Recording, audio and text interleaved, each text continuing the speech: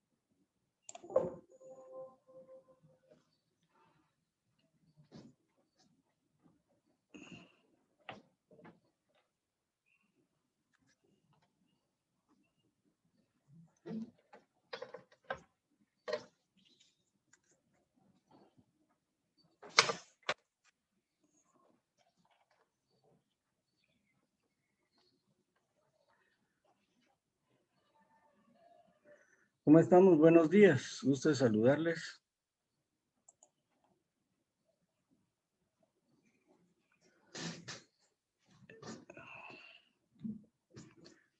¿Cómo amanecieron el día de hoy?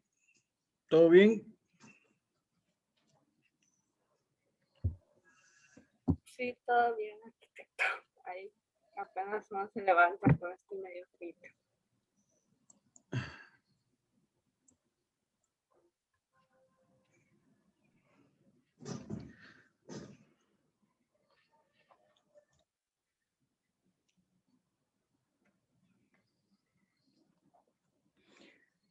Bien.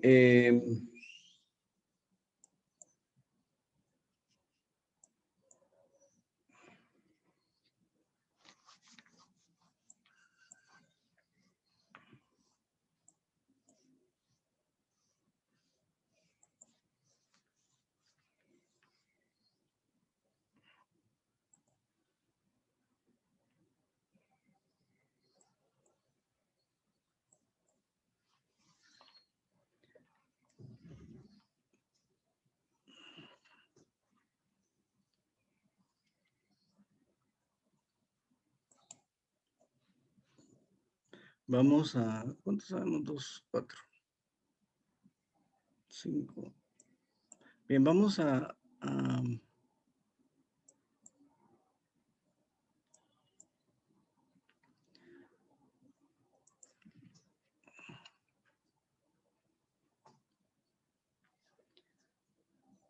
iniciar el tema de hoy, que es lo que hemos venido platicando.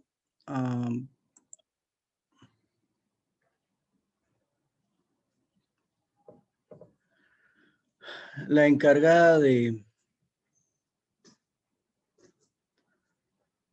asegurar que el servicio eléctrico tenga los precios justos y que pues garantizar que siempre va a estar el servicio, que este no va a faltar, ¿no? El servicio de energía eléctrica es el que regula también los precios para las empresas que producen, transportan, etcétera, etcétera. Es la Comisión Nacional de Energía Eléctrica, ¿sí? Entonces,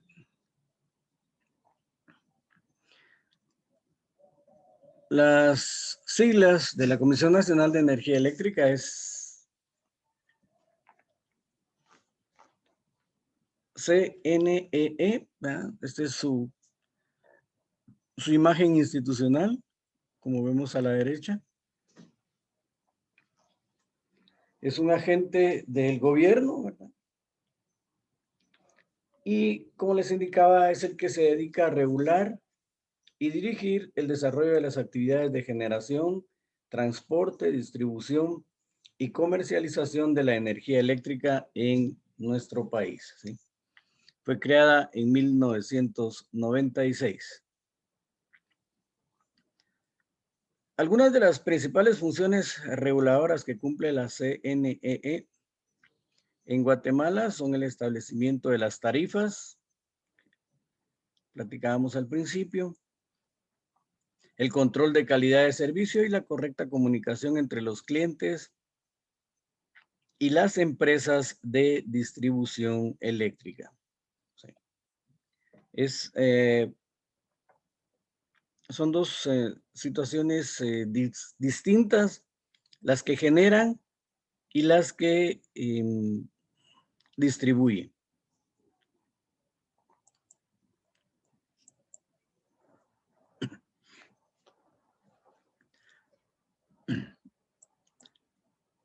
El Instituto Nacional de Electrificación INDE fue creado en 1959 y el objetivo de su fundación se encaminó a dar solución pronta y eficaz a la escasez de energía eléctrica en el país.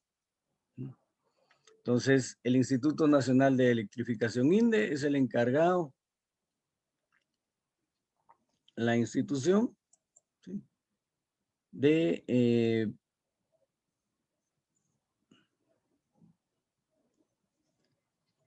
velar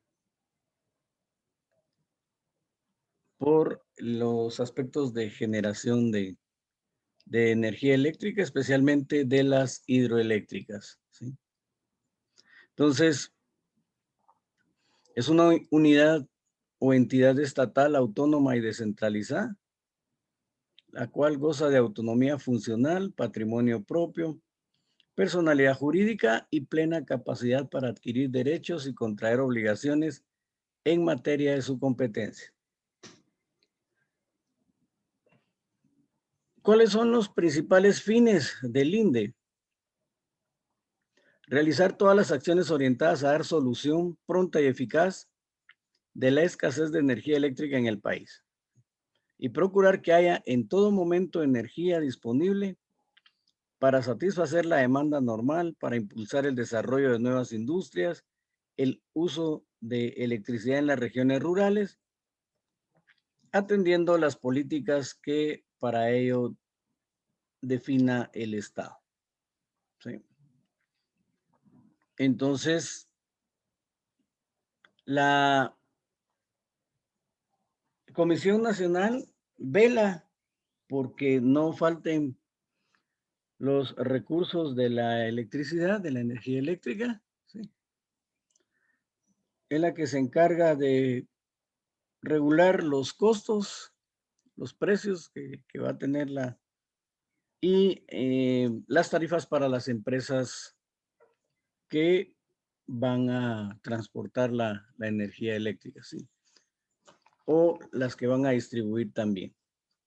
El INDE, entonces, es la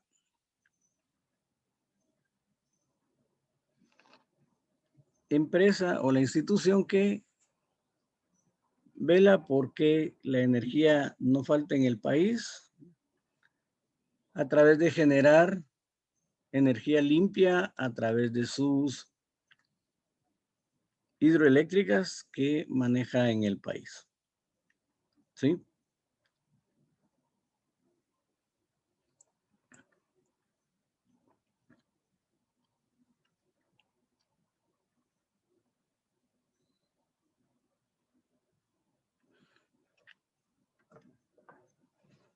Las rutas de la energía.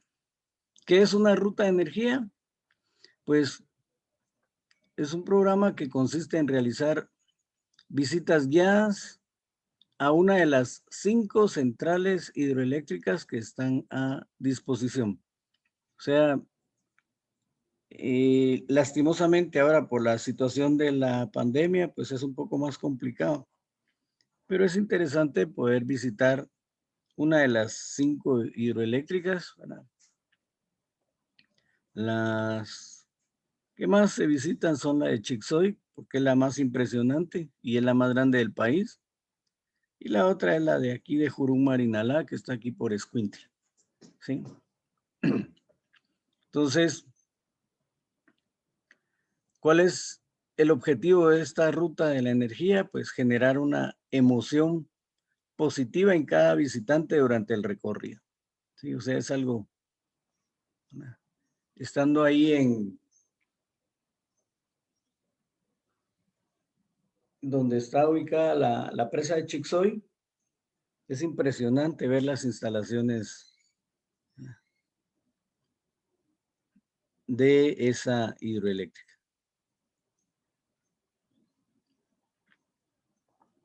Entonces, otra de las funciones es promocionar las hidroeléctricas como un destino turístico.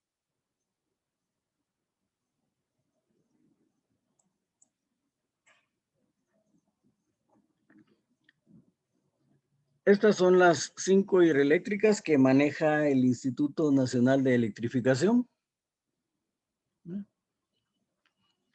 Cuenta con 9 plantas hidroeléctricas cuya potencia es de 542 megavatios. La distribución de las hidroeléctricas del INDE no solo se ve reflejada en el ambiente, sino en la economía nacional de todos los guatemaltecos, ya que su generación ha permitido sostener el aporte social, o sea, la famosa tarifa social, ¿sí?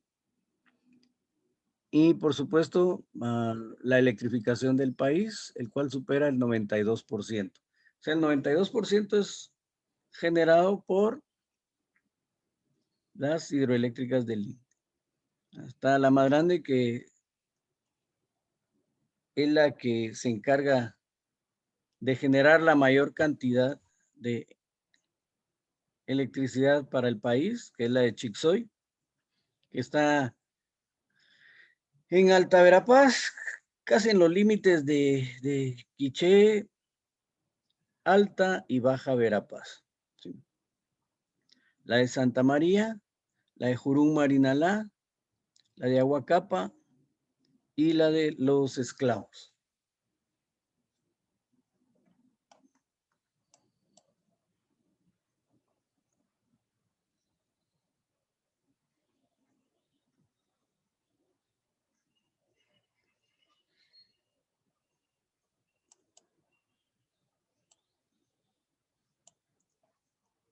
El PER,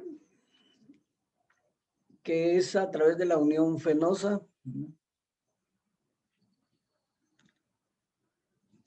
significa Plan de Electrificación Rural.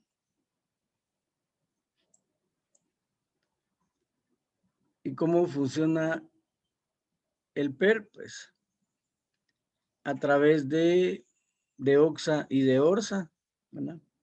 Que distribuye hacia la región oriental, que es de ORSA, y hacia la región de Occidente, que es de OXA. ¿Sí? Y, por supuesto, la región central, que es administrada por la empresa eléctrica de Guatemala.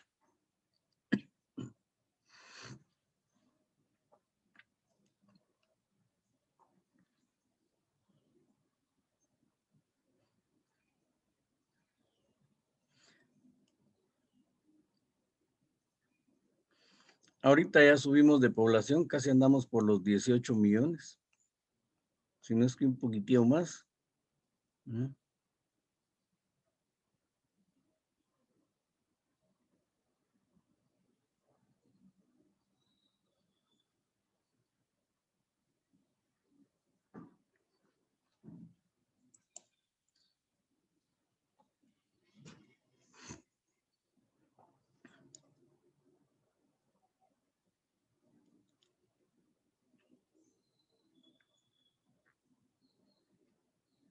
Tenemos la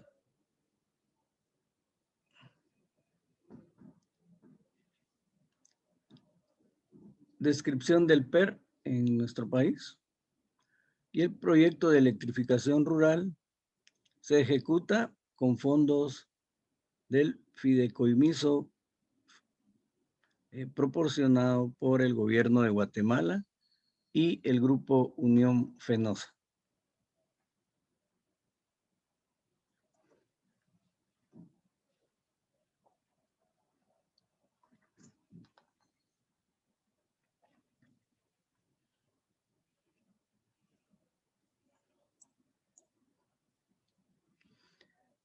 ¿Cuáles son las empresas que brindan el servicio de distribución eléctrica en nuestro país?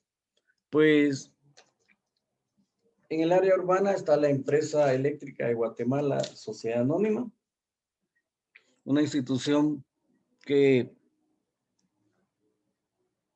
era propiedad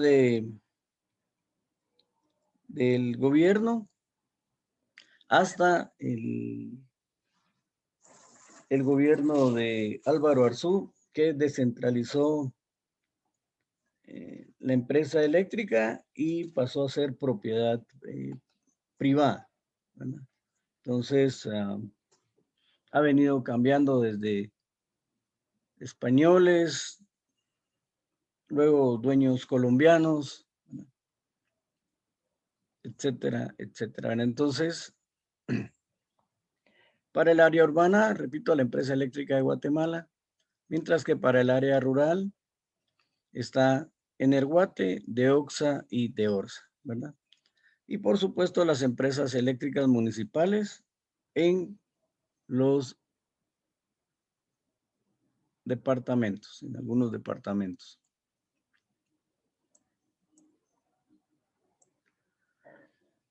¿Cuál es el porcentaje de acceso eléctrico?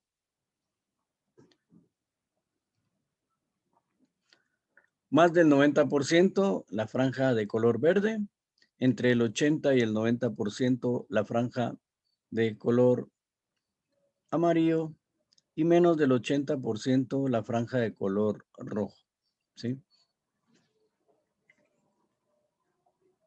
Entonces, quizás aquí sea por los accesos en la parte roja, ¿no? Y porque también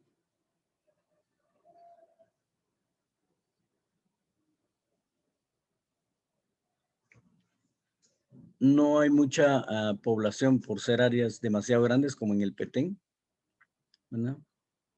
Que hay un 67%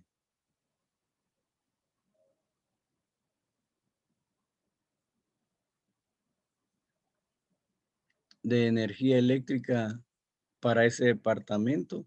Para Alta Verapaz un 82.33. No, para Baja Verapaz un 82.33, para Alta Verapaz un 44.46, en Zacapa un 97.12, en Izabal un 85.54. Y así se ve la distribución del porcentaje de acceso eléctrico a la energía en el país, ¿sí?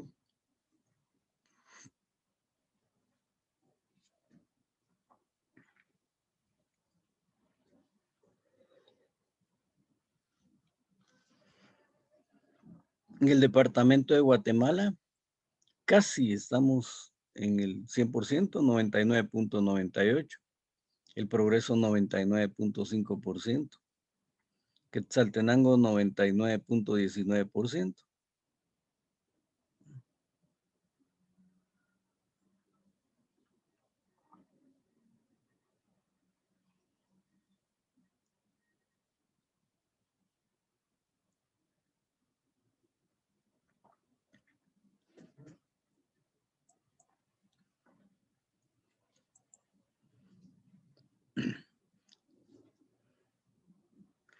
Entonces, la empresa eléctrica de Guatemala, la EXA, está compuesta por varias empresas, ¿verdad? EXA es la...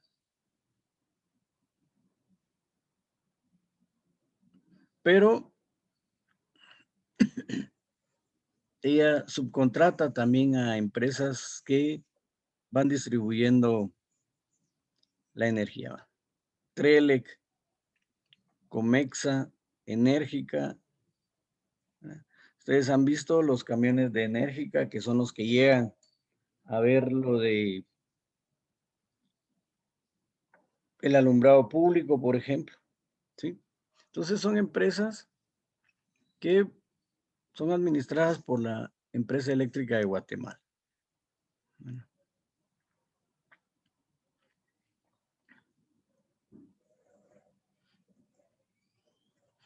Entonces son empresas de la misma empresa eléctrica de Guatemala. ¿Cuál es la distribución o la cobertura de la empresa eléctrica de Guatemala? Pues principalmente Guatemala, Zacatepeques y Escuintla. Está Chimaltenango, Jutiapa y Jalapa. Yo creo que en Zacapa también ya está la empresa eléctrica, ¿no? O sea, estas eran las principales áreas de cobertura: Guatemala, Zacatepeques y Escuintla.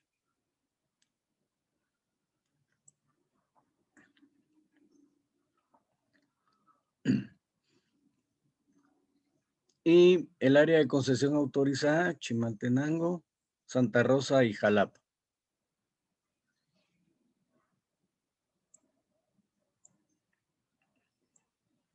Y las de Energuate, que son manejadas en el área de Occidente y en el área de Oriente.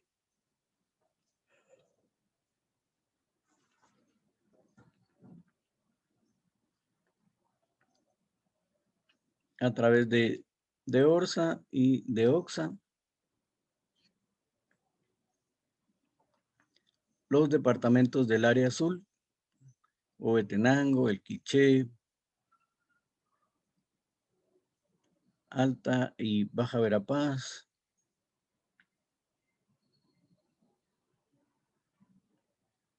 Totonicapán, perdón, Quetzaltenango, San Marcos, Retaluleu, Suchitepeques, bueno, y el área de Oriente, que aquí estaría Alta Verapaz, perdón, Baja Verapaz, El Progreso, Zacapa, Jutiapa, Chiquimula, Izabal, Petén, para esa región de Oriente.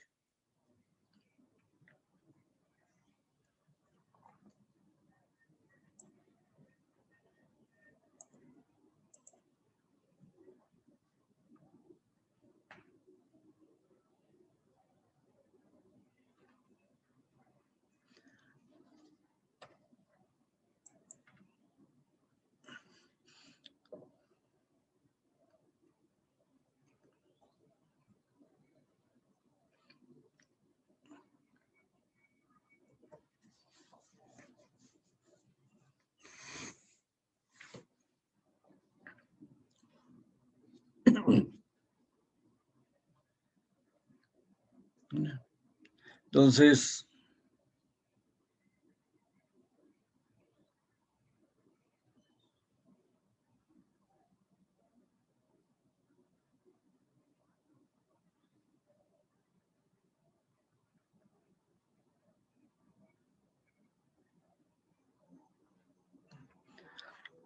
algunos de los problemas que tuvieron estas empresas distribuidoras.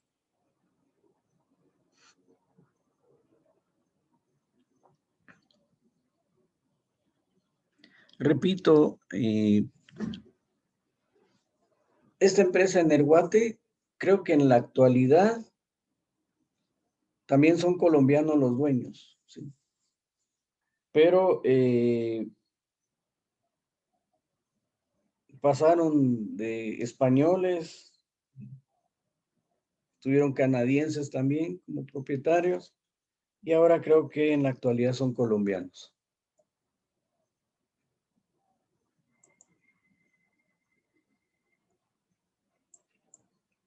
¿Qué municipalidades son las que venden y distribuyen?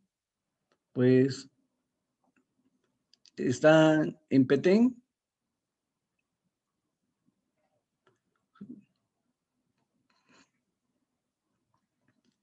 está Zacapa, en Río Hondo, en Gualán, en Alta Verapaz, en Panzós, El Estor, en Cuilapa, en Jutiapa, en Moyuta, en Petén San Benito, Melchor de Mencos, El Chal, El Adelanto en Jutiapa, Dolores en Petén, en Esquipulas, Chiquimula, en Livingston, Izabal, Santa Cruz, Verapaz, Tucurú en Alta Verapaz, Sansar en El Progreso, ¿verdad? San Juan Ermita en Chiquimula, San Andrés y Santa Ana en Petén, ¿verdad? Son los municipios con las tasas más altas.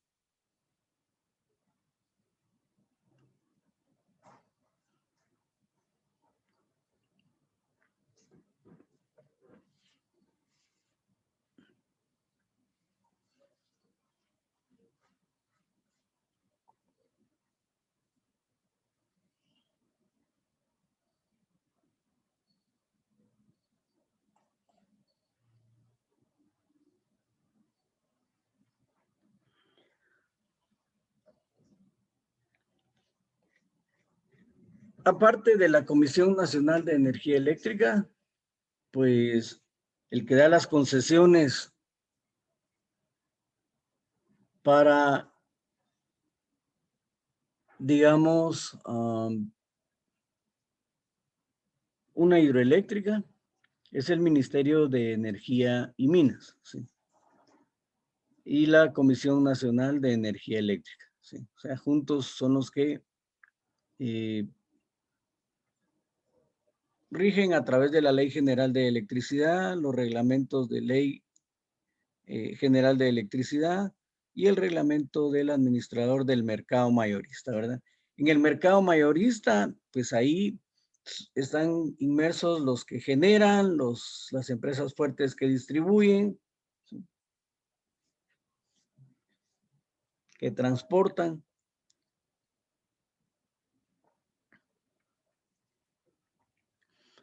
Está el marco legal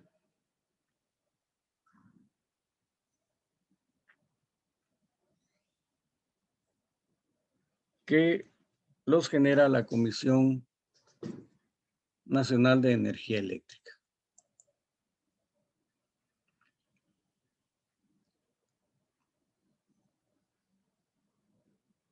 Entonces, ¿quiénes realizan leyes y norman? Pues la Comisión Nacional de Energía Eléctrica, la Empresa Eléctrica de Guatemala norma todo lo relacionado a las acometidas, ¿sí?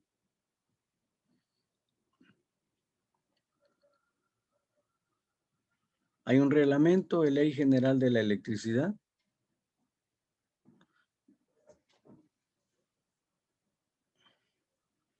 con sus reformas, ¿verdad? Contenidas en el Acuerdo Gubernativo número 68 del 2007. ¿Verdad? Entonces,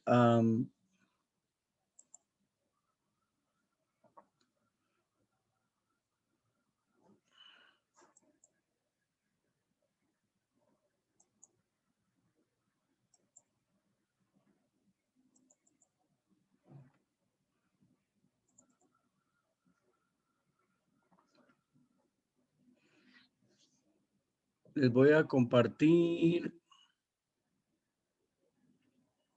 un video para que tengamos una idea de cómo se genera todo esto de la electricidad. Antes vamos a ver el de...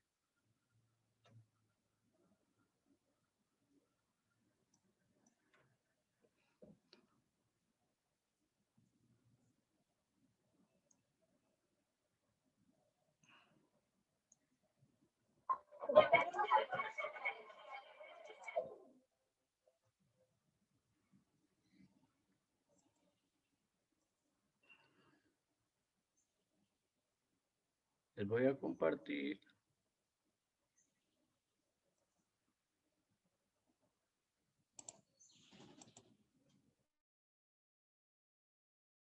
Vamos a ver este video.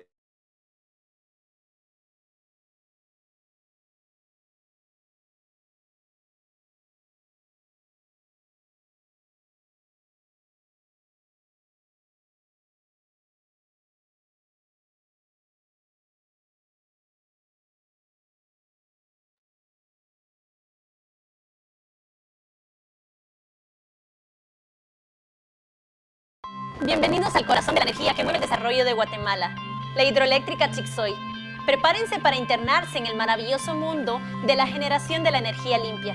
Energía limpia le llamamos a la energía que se produce sin causar daño al medio ambiente. Acompáñenme. Ubicada en el punto convergente de los departamentos de Quiché, Alta y Baja Verapaz, en una zona de montañas rocosas donde se unen los ríos Chixoy, Salamá y Carchelá. La hidroeléctrica Chixoy inició su construcción en el año 1978. Fue declarada emergencia nacional debido a la necesidad de expansión en la cobertura de electricidad en el país y la búsqueda de alternativas más baratas en comparación a la generación de energía con derivados del petróleo. En sus inicios, la capacidad instalada de la hidroeléctrica Chixoy era el doble de la energía eléctrica que se consumía en el país. Su construcción duró aproximadamente 7 años, dando inicio a sus operaciones en 1985, año en el cual, por su impresionante infraestructura y el gran trabajo que implicó su construcción, le fue otorgado el Premio Mundial de Ingeniería Ingersoll-Rand, siendo una obra de ingeniería que nos hace sentirnos orgullosos a los guatemaltecos. Veamos cómo es el funcionamiento de la hidroeléctrica Chixoy. El embalse es la parte donde se almacena el agua. Se le llama Embalse Pueblo Viejo. Este embalse es de regulación anual, es decir, permite almacenar el agua en invierno para generar energía en verano. El volumen total del embalse es de 500 millones de metros cúbicos. Su superficie es de 5.600 kilómetros cuadrados. La presa, con una impresionante altura de 105 metros. Su construcción es de tipo enrocamiento. Esto quiere decir que se conforma por roca de arcilla, mismo material que rodea la presa. Esto la vuelve una presa de gran riqueza natural. El vertedero utiliza 3 compuertas que regulan el excedente de los ríos para que sigan su cauce natural. Se construyeron con el propósito de aumentar la cantidad de almacenamiento del embalse. Las compuertas tienen una altura de 3 metros. El túnel de aducción tiene la función de transportar el agua desde el embalse hasta la casa de máquinas y comprende un tramo de 26 kilómetros de longitud y 4.93 metros de diámetro. La caída es de 512 metros. Este espectacular túnel puede conducir hasta 75 metros cúbicos de agua por segundo. La casa de máquinas es la encargada de transformar la fuerza del agua en energía eléctrica. Funciona gracias a 5 turbinas tipo Pelton de eje vertical, con una potencia de 60 megavatios cada una. A través de ellas, pasa el agua proveniente de la tubería de presión para generar energía eléctrica. Frente a la casa de máquinas está la subestación Quixal, que transforma el voltaje y transporta la energía para que todos podamos usarla en nuestros hogares. ¿Les parece interesante? La hidroeléctrica, al utilizar la fuerza que produce el agua, no la consume ni la contamina, devolviéndola a su cauce original. Sigamos conociendo el funcionamiento de una hidroeléctrica. Son muchos los beneficios que la hidroeléctrica Chixoy nos brinda. En lo ambiental, evita el uso de los derivados del petróleo para la generación de energía, evitando la emisión de más de 23 toneladas de gas carbónico CO2. En casi 30 años que tiene de funcionar Chixoy, el INDE ha sembrado más de 10 millones de árboles en 9.100 hectáreas. En lo económico, la generación de energía impulsa el desarrollo económico del país a través de la industria. En lo social, de los ingresos provenientes de la generación de energía eléctrica, el INDE aporta 1.200 millones de quetzales al año en concepto de pago a la tarifa social. Chixoy es actualmente el motor de generación eléctrica, produciendo más del 60% de energía limpia del país. Una de las más impresionantes construcciones de Guatemala, por su historia y por el valor que representa para los guatemaltecos. La naturaleza y la mano del hombre se unen para el desarrollo de la nación. Ahora vive una experiencia mágica y un recorrido natural por nuestra hidroeléctrica. Chixoy, obra visionaria de los guatemaltecos.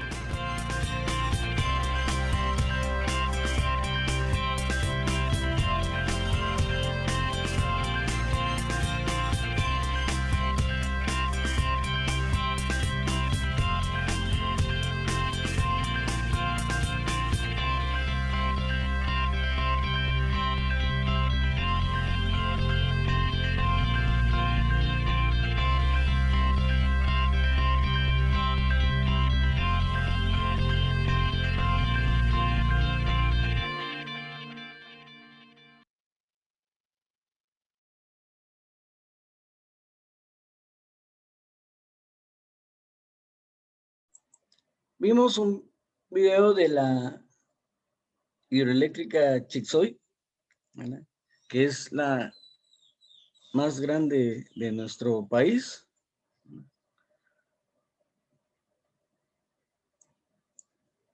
Y les voy a compartir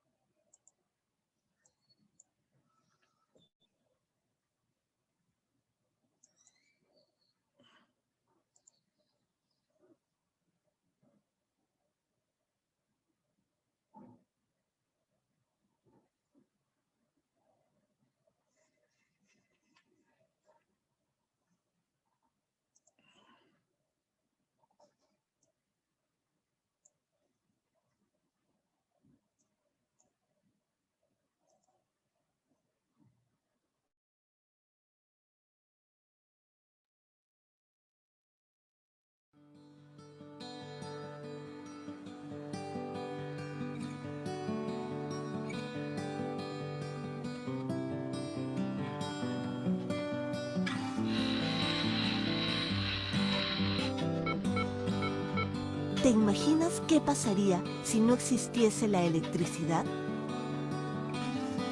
La electricidad que usamos es generada en las centrales eléctricas. Luego es transportada por líneas de transmisión para finalmente ser distribuida entre sus usuarios.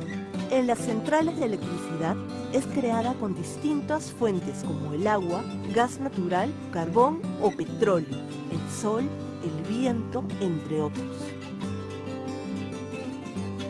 Por ejemplo, las centrales hidroeléctricas utilizan el agua de las lagunas, ríos y lagos que es almacenada en represas para generar la energía eléctrica. Esta agua represada fluye a través de una tubería y empuja las paletas de una turbina, haciéndolas girar. Esta turbina, unida al generador, hace que se produzca la electricidad. ¿Sabes? La energía hidráulica es renovable, pues el agua no se agota al usarla.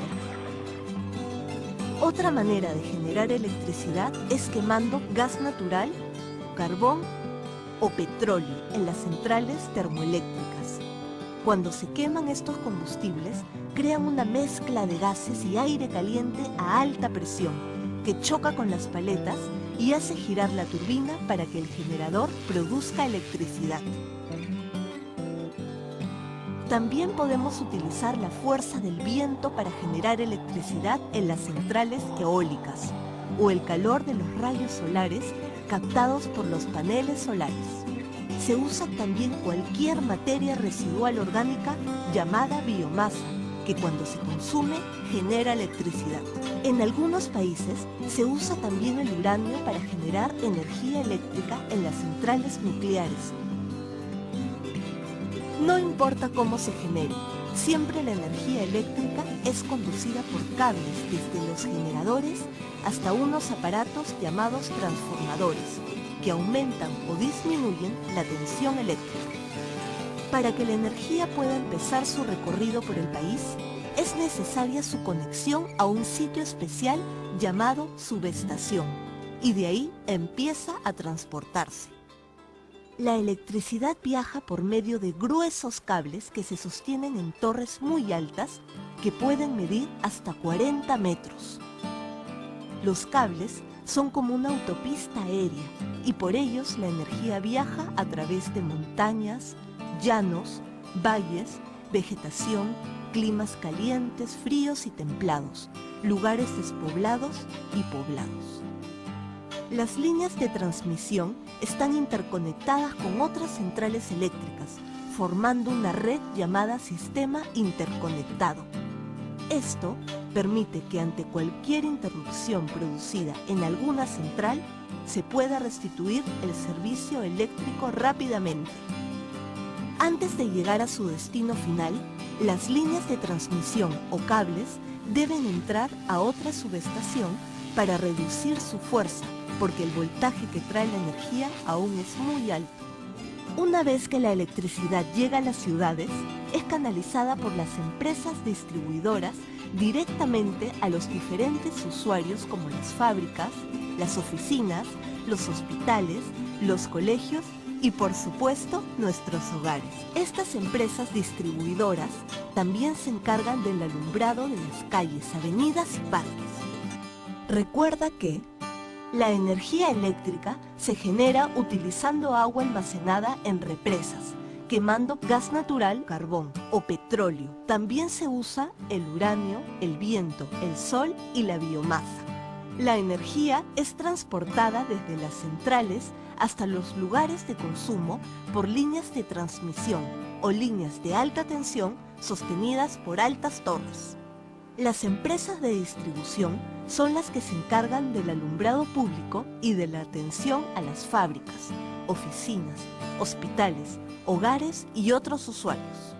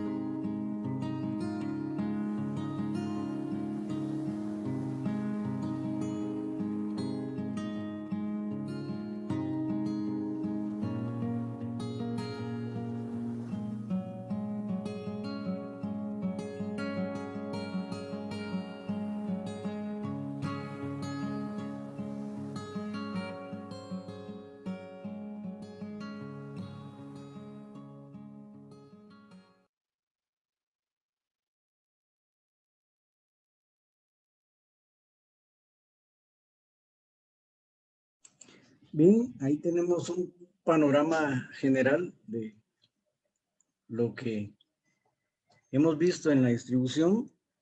No sé si lograron ver el video de las tres gargantas.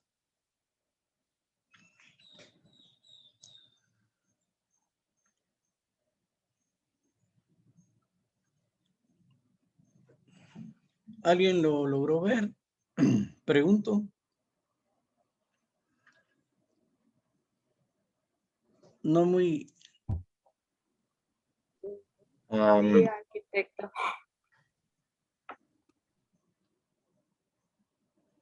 ¿Lo lograste ver? Sí, Ok.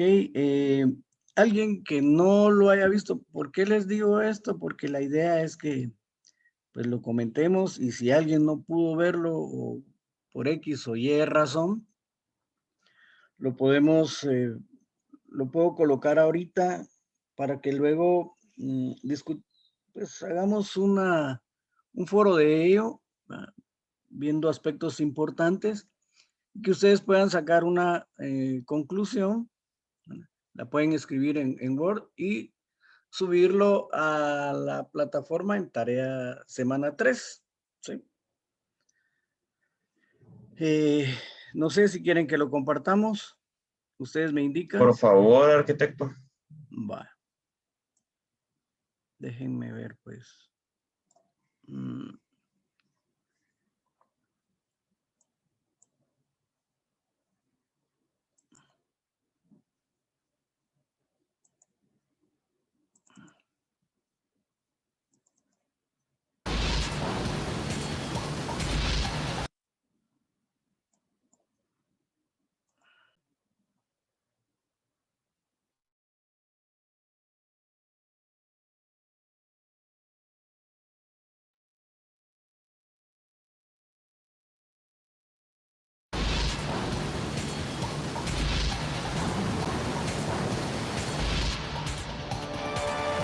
De las aguas del río Yangtze, en China, surge la estructura de hormigón más grande del planeta. La presa de las Tres Gargantas tiene más de 2 kilómetros de longitud y una altura equivalente a 60 pisos. 40.000 trabajadores llevan 17 años construyéndola. Cuando esté totalmente operativa, esta estructura generará más de 20.000 megavatios de energía, el doble que todas las centrales nucleares de Gran Bretaña juntas. Es el culmen de la ingeniería de presas.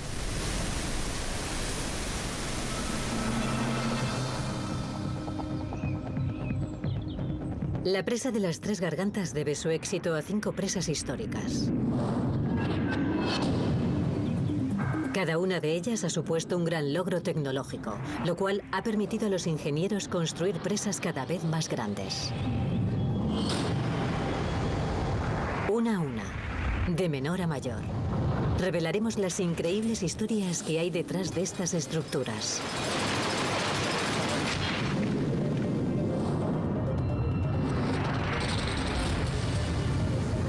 Y los inventos que han permitido producir más energía que nunca. 6 ingeniosos avances, a cual mayor, hasta llegar a la presa más grande del mundo.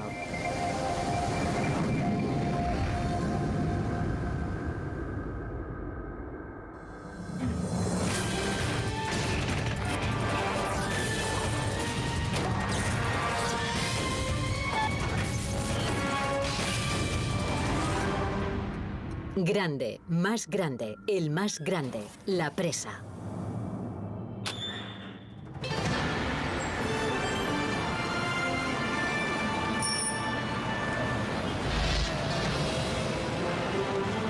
La economía china es una de las más crecientes de la Tierra.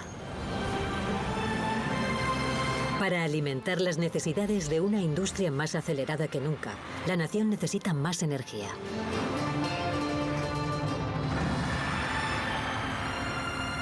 Gran parte de esta energía será suministrada por una enorme presa que se extiende sobre el imponente río Yangtze, en la región central de China. Es la presa de las Tres Gargantas.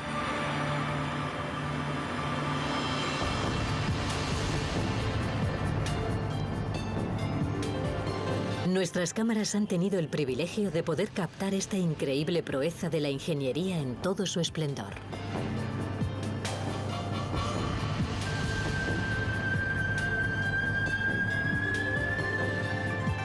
Antes de poder empezar a construir la presa de las Tres Gargantas, los ingenieros chinos tenían que desviar el río Yangtze de más de 2 kilómetros de anchura y trasladar a más de 1 millón de personas de la zona que estaba a punto de ser inundada.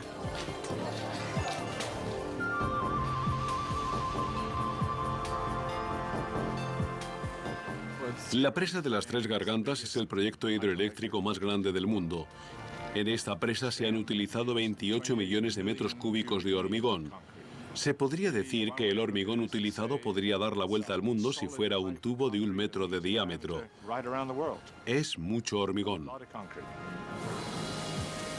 Pero las autoridades chinas creen que merece la pena el esfuerzo, ya que la presa de las Tres Gargantas dará un suministro limpio y económico de energía eléctrica a millones de personas.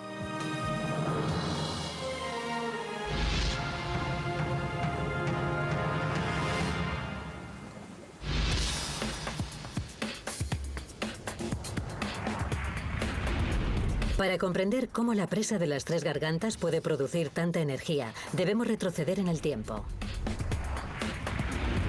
A la Gran Bretaña del siglo XIX y a un modesto arroyo de Northumberland, donde se construyó la primera presa hidroeléctrica. Primer paso, generación de energía.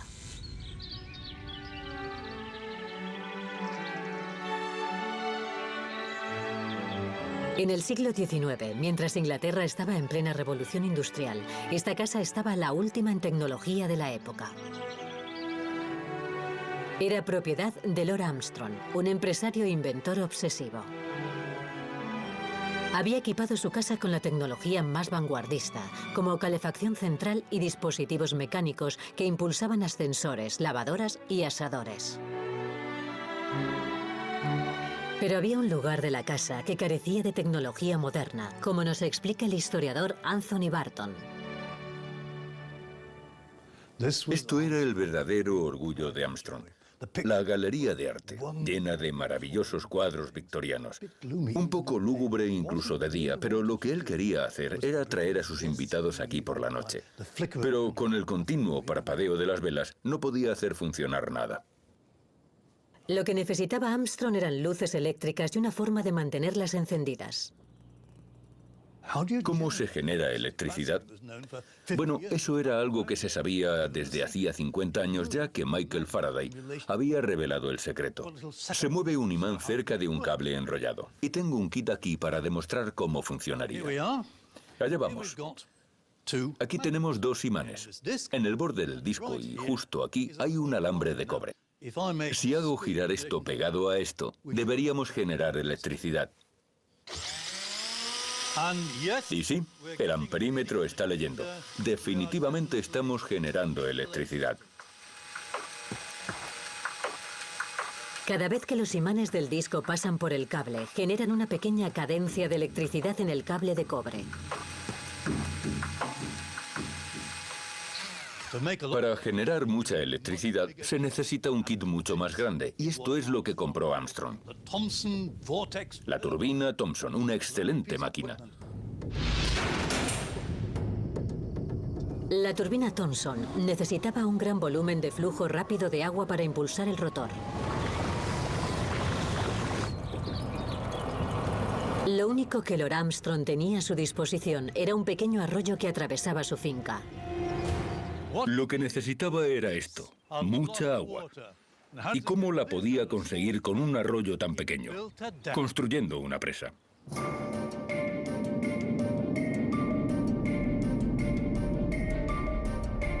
Armstrong construyó un muro de contención de 10 metros de altura que convirtió su arroyo en un profundo lago. La presión de esta masa de agua aumenta a mayor profundidad. Armstrong canalizó esta agua de alta presión a través de una tubería que llegaba a la parte inferior de su presa.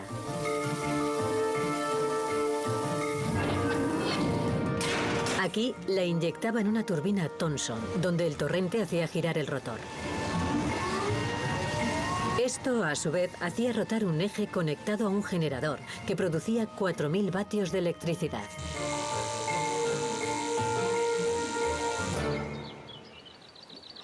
Para Armstrong, eso era solo el primer paso para su ansiada iluminación. Ahora necesitaba generar electricidad en la cámara de turbinas ubicada en la parte inferior de su presa y hacerla llegar a su galería de arte a 1 kilómetro de distancia.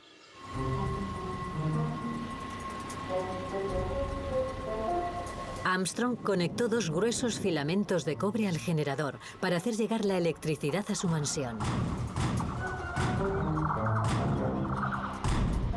En total, utilizó 5 toneladas de cobre para encender una sola bombilla. Pero había creado algo nuevo. Una casa iluminada con la energía del agua.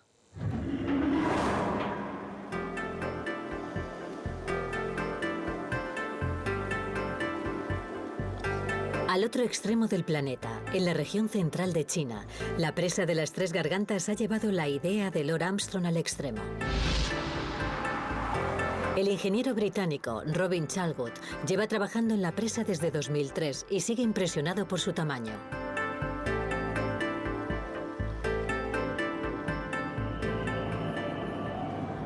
Estamos en una de las 3 centrales eléctricas del proyecto de las 3 Gargantas. En esta sala de 700 metros se pueden ver 14 enormes turbinas generadoras. Después de esta, a 1 kilómetro de distancia, está la segunda central eléctrica y después de esa hay otra que está bajo tierra en el lado más alejado del río. Cada uno de estos generadores cuesta alrededor de 50 millones de dólares para que os hagáis una idea de la dimensión de este proyecto. La presa Debden tenía un generador. La de las 3 Gargantas tiene 32. Juntos generarán 5 millones de veces más que el de Debden. Para impulsarlos, los chinos han aprovechado la fuerza del caudaloso río Yangtze. En el embalse de la presa, el río se eleva ahora 60 pisos por encima del fondo. El agua es canalizada por gigantescas tuberías de hormigón hasta llegar a los generadores.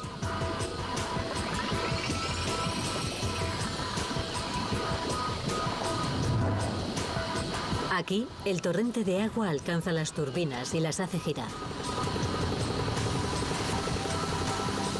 Este movimiento se traslada a su vez al rotor del generador. Este está equipado con enormes imanes que se mueven cerca de espirales de cobre revestidas para generar electricidad. Una de estas máquinas produce la misma electricidad que una planta de energía nuclear. Los 32 generadores juntos producen energía suficiente para 60 millones de chinos.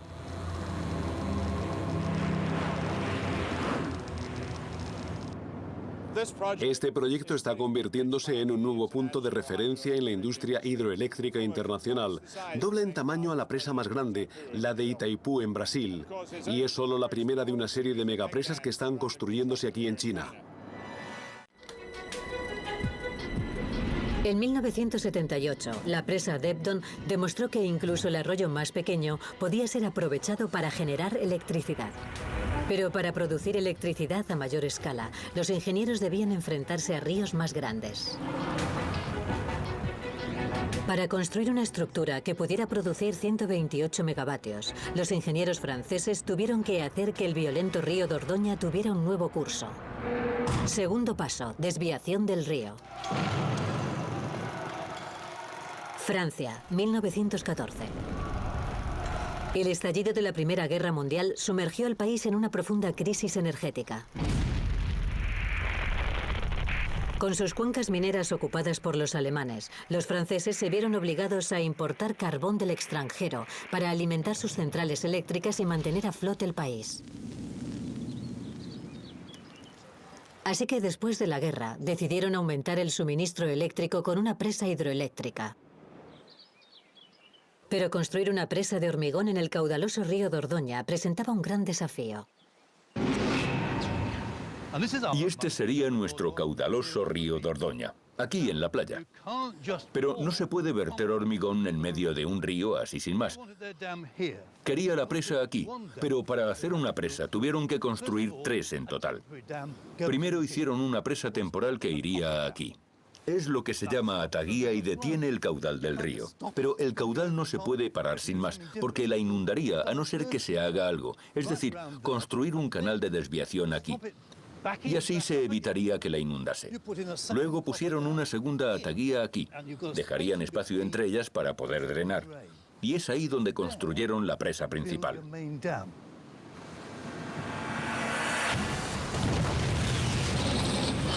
En el Dordoña, los ingenieros hicieron 2 túneles en la montaña para desviar el agua.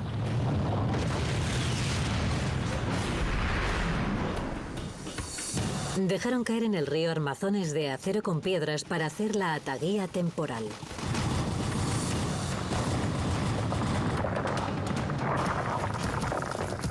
Después la reforzaron con hormigón.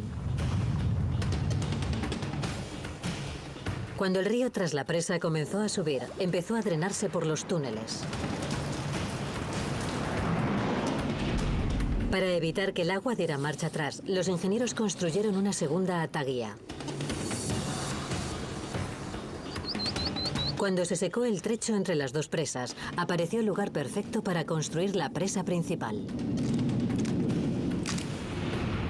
Por suerte para los ingenieros, descubrieron que la parte central del fondo del río era roca sólida y podían construir sobre ella. Capa a capa, la gigantesca estructura de hormigón alcanzó una altura equivalente a 30 pisos desde el lecho del río.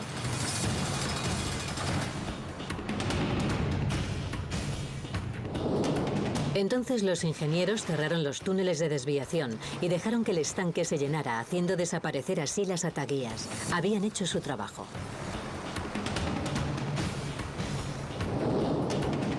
Finalmente podían abrir las puertas a las turbinas y empezar a generar electricidad.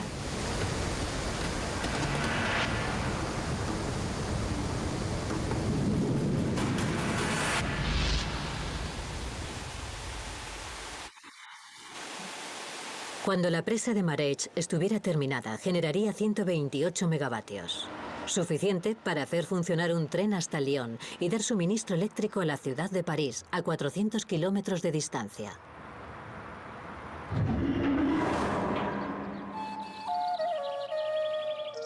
El río Yangtze, el más grande de China, tiene más de 6.000 kilómetros de longitud. Y en algunos tramos, hasta varios kilómetros de lado a lado, por lo que presentaba enormes retos de logística a los ingenieros de presas. A medida que el Yangtze subiera por detrás de la presa de las 3 Gargantas, inundaría 60.700 hectáreas de tierra a lo largo de sus riberas, por lo que los chinos tuvieron que trasladar a más de 1 millón de personas de la zona de detrás de la presa. Tenían que construir miles de casas nuevas para dar vivienda a los ciudadanos desplazados. Hasta entonces, los ingenieros no podrían empezar a represar el río. Estamos aquí entre algunas de las rocas y estos bloques de hormigón prefabricados que usamos para crear las ataguías, para controlar el río durante la construcción del proyecto de las 3 Gargantas. Controlar el río para hacer posible la construcción de este enorme proyecto fue evidentemente un gran reto, y sobre todo por el río Yangtze, que es uno de los más grandes, rápidos y profundos del mundo. Así que construir estas ataguías para que la construcción fuera segura fue una importantísima operación. Los chinos afirman que ha sido la desviación más grande y más difícil que jamás se ha llevado a cabo en un proyecto hidroeléctrico, y si observamos sus dimensiones tienen toda la razón, es algo inmenso.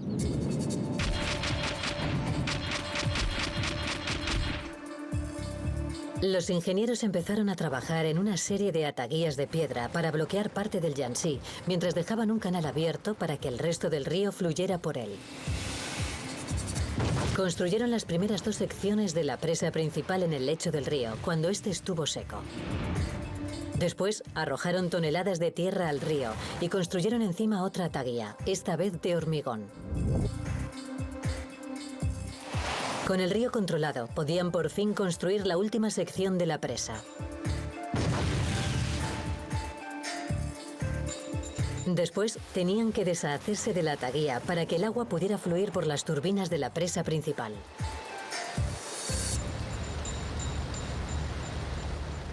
Al haber construido unas estructuras de ataguía tan sustanciales, deshacerse de ellas suponía un gran reto. Al principio, cuando eran de rocas así de grandes, tuvieron que utilizar grandes excavadoras relativamente convencionales. Pero en la última fase, con un sólido muro de hormigón, exigió mucho ingenio.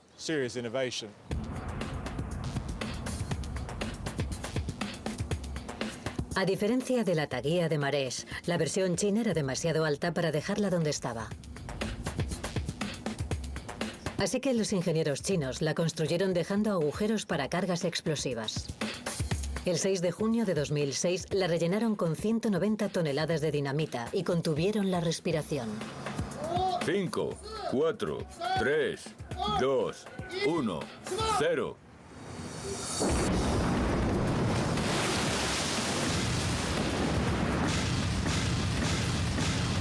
Lo que había llevado meses construir solo tardó segundos en destruirse. La guía se derrumbó, dio rienda suelta al agua que se acumulaba tras ella.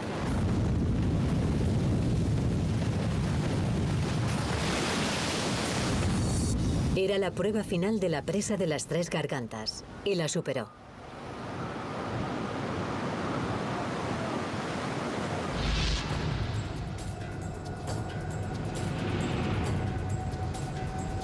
En 1935, la presa Marès demostró que los ingenieros podrían desviar ríos para construir colosales presas. Pero para batir el récord de 1000 megavatios, los ingenieros estadounidenses que construyeron la presa Hoover tuvieron que llevar al límite su material de construcción. Tercer paso, hormigón.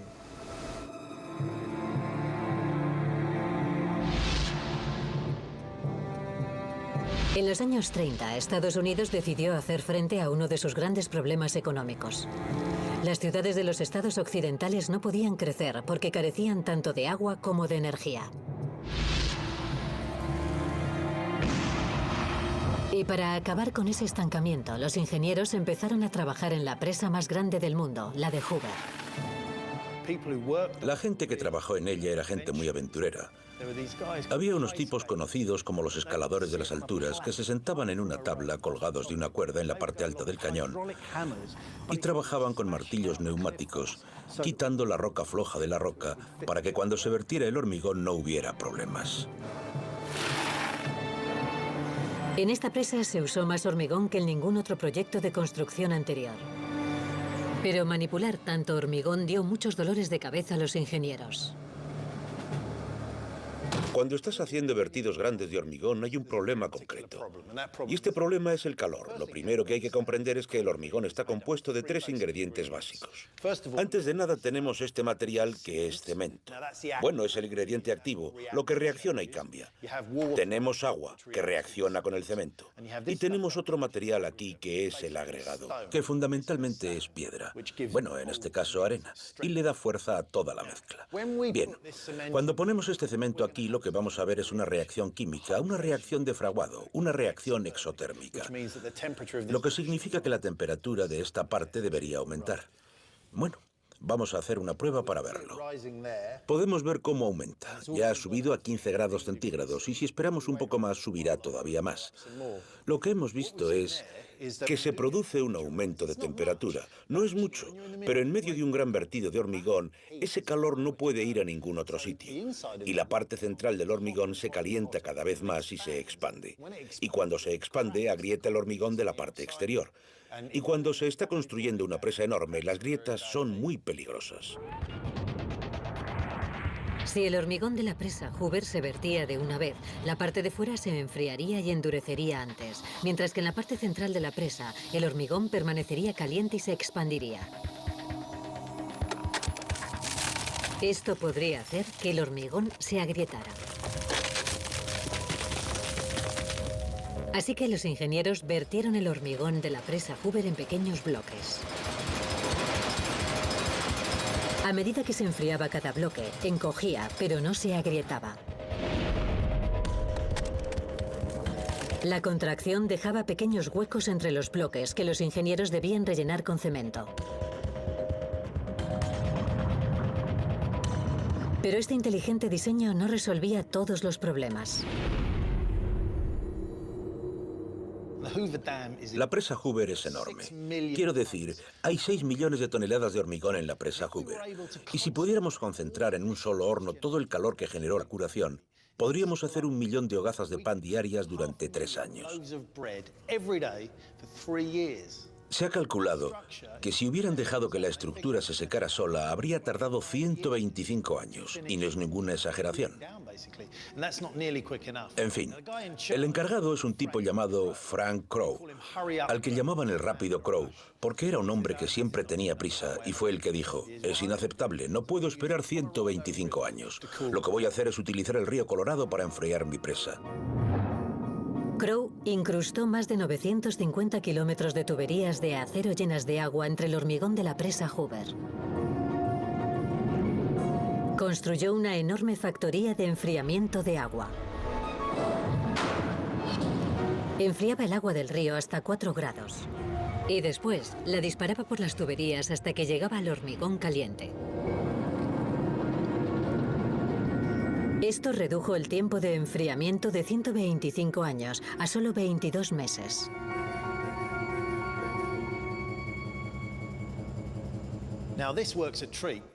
Trabajar así fue un gusto. Lo único que tenían que hacer era terminar la presa, enlechar las tuberías y habrían terminado. Una idea fantástica. Unos 5.000 hombres construyeron la estructura en solo 21 meses. Y no solo eso, sino que terminaron 2 años antes de lo previsto y les sobró presupuesto. La presa Hoover almacenaba 35.000 millones de metros cúbicos de agua y generaba más energía que cualquier otra presa del mundo.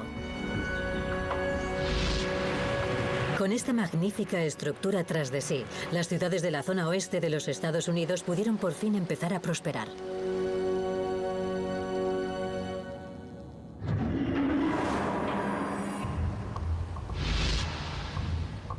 La presa de las Tres Gargantas ha hecho que la construcción con hormigón haya alcanzado nuevas cotas. Si se observa, se puede ver el grosor del hormigón en la base de la presa, la altura 180 metros y su longitud de 2 kilómetros, así que es una cantidad de hormigón colosal. En las Tres Gargantas se utilizó 10 veces más hormigón que en la presa Hoover, así que los ingenieros tuvieron que tocar todos los registros para mantener fresca su presa. Básicamente lo probaron todo. Enfriaron los agregados, los materiales, las arenas. Antes de hacer la mezcla, añadieron hielo. Lo probaron todo para hacer disminuir la temperatura al máximo antes de que empezara a calentarse. Y por el problema del calor del verano en la zona, especialmente calurosa en julio y en agosto, llegaron a utilizar un sistema de aerosoles de niebla para que hubiera un manto de niebla en la parte superior de la presa. El objetivo era bloquear la radiación solar de los bloques de hormigón y evitar más calor en la presa del que ya producía por sí sola. En 1936, la presa Hoover demostró que los ingenieros podían construir presas de hormigón increíblemente grandes, siempre y cuando las pudieran mantener frías. Pero cuando las presas crecían, acumulaban más agua y con ello más potencia destructiva. Para construir la presa Grand Coulee, los ingenieros estadounidenses tenían que protegerla de los catastróficos efectos de un desbordamiento. Cuarto paso: inundación. Johnstown, Pensilvania, 30 de mayo de 1889. La ciudad sufría las lluvias más fuertes de toda su historia y la tranquilidad de su embalse estaba a punto de pasar a la historia.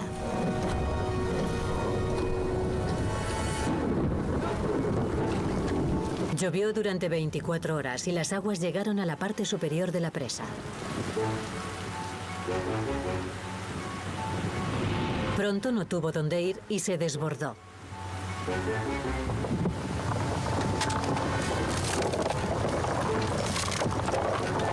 La presa cedió y 20 millones de toneladas de agua se vaciaron en 45 minutos. Un muro de agua de 18 metros de altura se precipitó valle abajo y alcanzó Johnstown. La destrucción fue total. Se perdieron más de 2.000 vidas en la inundación. Fue el peor desastre jamás ocurrido en Estados Unidos.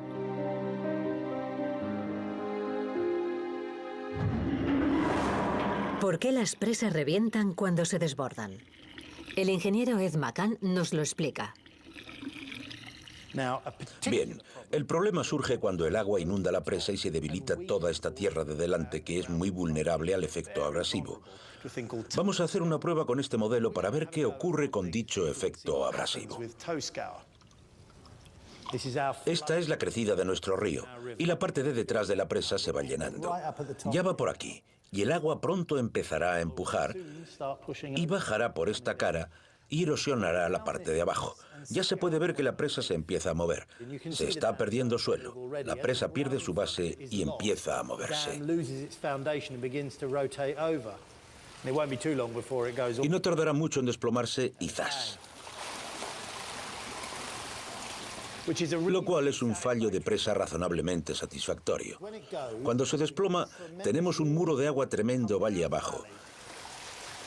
Y si casualmente te pilla por ahí, ya te habría matado. Bueno, como se puede ver, el efecto abrasivo en este tipo de presa es un grave problema en potencia y es algo que tenía que solucionarse.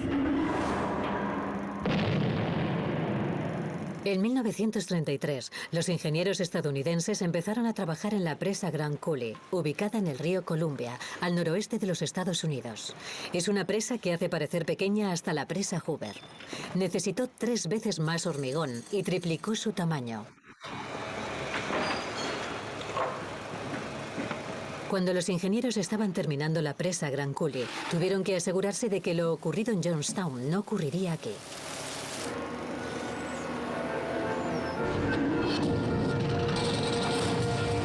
Un desbordamiento de agua en la presa podía erosionar rápidamente el lecho del río y provocar un auténtico desastre.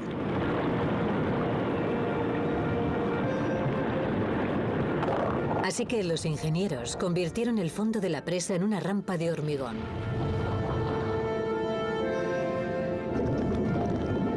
Esto enviaba el agua a una turbina axial que disipaba su energía. Cuando el agua cae en cascada, pierde casi toda su fuerza destructiva.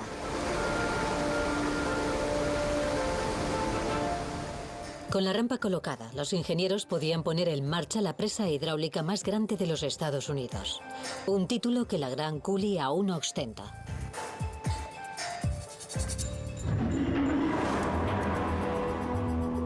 Los constructores de la presa de las Tres Gargantas se enfrentaron a un problema parecido.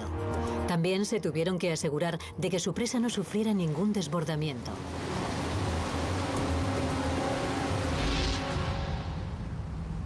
Básicamente, la presa almacena una gran cantidad de agua durante el periodo de lluvias. Aquí se pueden contener unos 22.000 millones de metros cúbicos de agua, pero es liberada de forma controlada a través de un sistema de 46 aliviaderos y de estas rampas que se pueden ver debajo de mí. El diseño de los aliviaderos tiene que lidiar con la fuerza del agua cuando ésta cae a más de 100 metros. Alcanza enormes velocidades en el fondo de la presa. Para desviar la fuerza del agua, los chinos utilizaron una tecnología parecida a la de la Grand Coulee.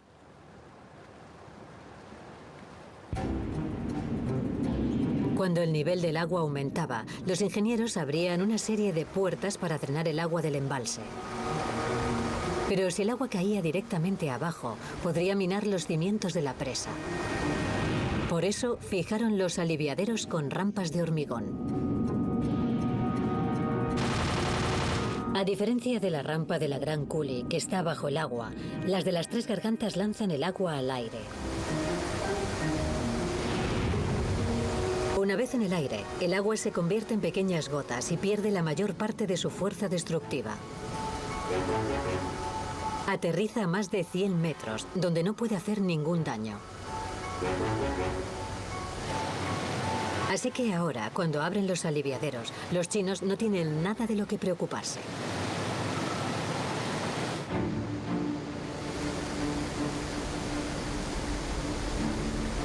En 1942, la presa Grand Coulee demostró cómo estas estructuras pueden enfrentarse al abrasivo poder de las crecidas.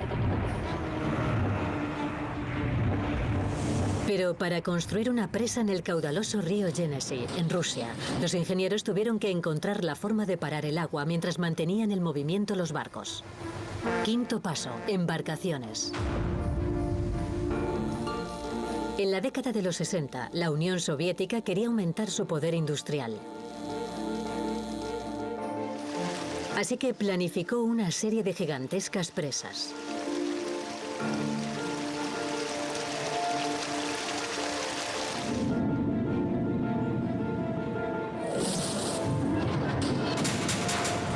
Una de las primeras, la presa Krasnoyarsk, alcanzaría 1 kilómetro a través del río Yenisei y generaría 6.000 megavatios de energía. Pero este río también era una de las principales rutas de embarcaciones y quedaría bloqueado por la presa. Para no impedir el paso a los barcos, los ingenieros urdieron un ingenioso plan. Construirían una plataforma de acero lo suficientemente grande como para que cupiera en ella un barco. Después la elevarían y llevarían el barco a la parte superior de la estructura. Allí girarían la plataforma y devolverían la embarcación al río por el otro lado de la presa. Para mover cargas de 7.000 toneladas, usarían bombas hidráulicas. El ingeniero Ed McCann utiliza una bolsa de agua caliente para demostrarnos cómo funciona la energía hidráulica. Bien, he conectado mi bolsa de agua caliente a un tubo que termina en esta manguera de jardín, que a su vez está conectada a este pequeño depósito de agua. Vamos a ver qué ocurre. Voy a levantarlo 1 metro o así. Bueno, lo he levantado 1 metro más o menos. Ahora la presión en este sistema ha aumentado, pero aún no lo suficiente como para levantar esto. Así que no hay movimiento todavía. La bolsa de agua caliente sigue aplastada. Me voy a echar para atrás porque no quiero que estos bloques de hormigón me caigan sobre la cabeza. Voy a subirlo más. Ahora está a unos 3 metros y se puede ver que los bloques de hormigón empiezan a moverse rápido. Voy a subirlo arriba del todo a unos 4 metros y ya está.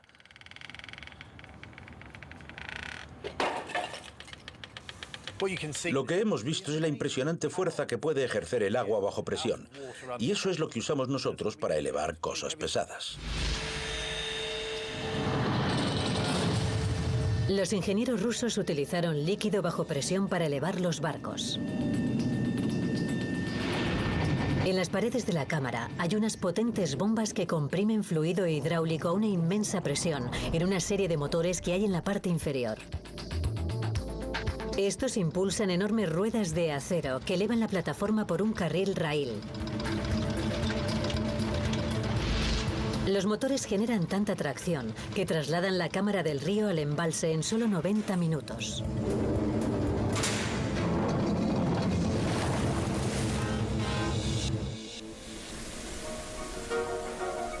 Cuando se inauguró el elevador de barcos, los ciudadanos de Krasnoyarsk aparecieron en tropel. Esta maravilla de la mecánica era la presa más grande e impresionante del mundo.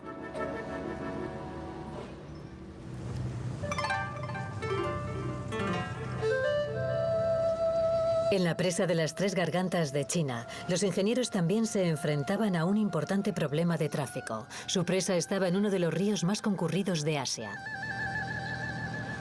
El Yangtze es una vía fluvial muy importante para el tráfico marítimo en China. Por él navegan barcos desde Shanghái, la costa, hasta Yuyuan y Chongqing. Por él pasan 18 millones de toneladas de carga al año. Trasladar unos 170 barcos sobre una presa de más de 100 metros de altura era una gran tarea para los ingenieros. Para adaptar la presa más grande de la Tierra, los chinos construyeron la esclusa más grande del mundo. Los barcos entran a la esclusa en la parte inferior de la presa. Las compuertas se cierran, el nivel del agua aumenta y eleva el barco hasta la siguiente esclusa. Los barcos tienen que pasar por 5 hileras de esclusas para llegar a la parte de arriba, lo cual puede llevarles hasta 5 horas. Esto no suponía ningún problema para los barcos de carga, pero para los muchos barcos de pasajeros que atravesaban el Yangtze sería demasiado lento. Para una mayor eficiencia de tránsito en el tráfico de pasajeros, construyeron este elevador de barcos que permite que tarden unos 36 minutos en atravesar esta zona. A diferencia del elevador de barcos de Krasnoyarsk, el de las Tres Gargantas elevaría barcos de la misma forma que un ascensor normal.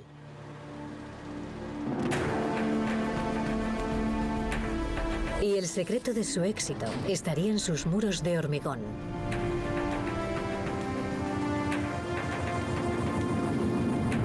Los ingenieros acoplarían una serie de enormes contrapesos que harían la mayor parte del trabajo.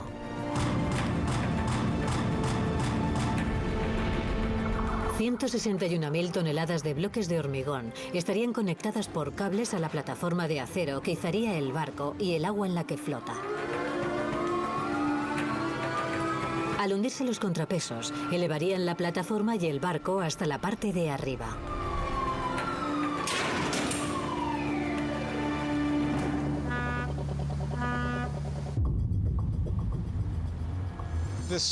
Este elevador de barcos tiene 113 metros de altura y puede soportar embarcaciones de hasta 3.000 toneladas. Es el más grande del mundo y dobla en tamaño al de Krasnoyarsk. Evidentemente, si os fijáis en la estructura, se puede ver que todavía falta mucho para terminarla.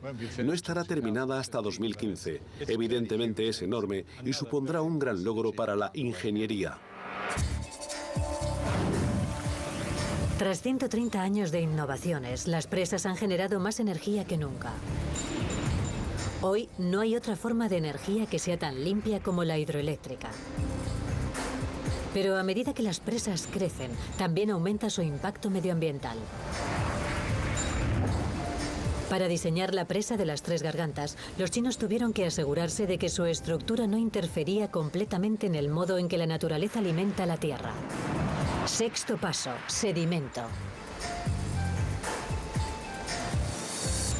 La presa de las Tres Gargantas genera más energía que cualquier otra, pero esa no fue la razón por la que se construyó. El río Yangtze es famoso por sus graves crecidas. A lo largo de los últimos 2000 años ha tenido una crecida grave cada 10 años. En 1931 hubo una muy fuerte que mató a unas 135.000 personas y destruyó casi 2 millones de hogares. Y esa es la razón principal por la que construyeron la presa de las Tres Gargantas, para controlar este terrible problema de inundaciones. La presa bloquea la trayectoria de la destructiva avalancha de agua. El agua se almacena en su embalse y luego es liberada de forma controlada.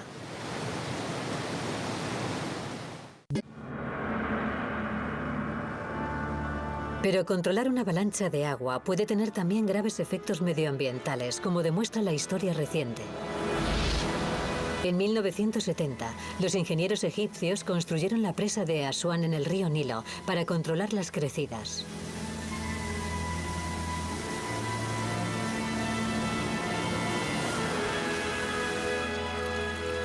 Pero pronto los agricultores del sur empezaron a notar que sus cosechas empezaban a fracasar.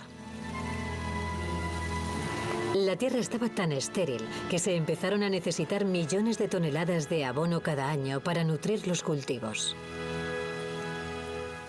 Las tierras estaban sufriendo porque se las había privado del agua de las crecidas, que va cargada de elementos vitales para la vida.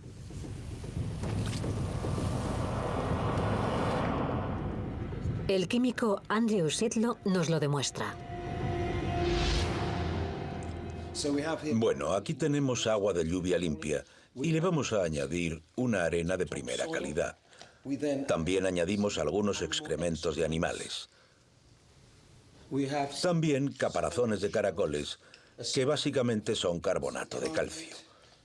También unas hojas secas, un poco de vegetación y, por supuesto, peces.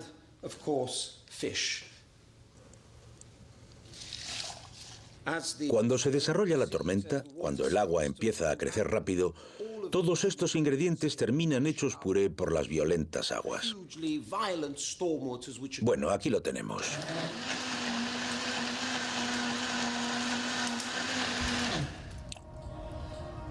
Bueno, aquí lo tenemos. Un cóctel bastante auténtico de los nutrientes más importantes de la madre naturaleza. Nitrógeno, fósforo, calcio, magnesio y potasio.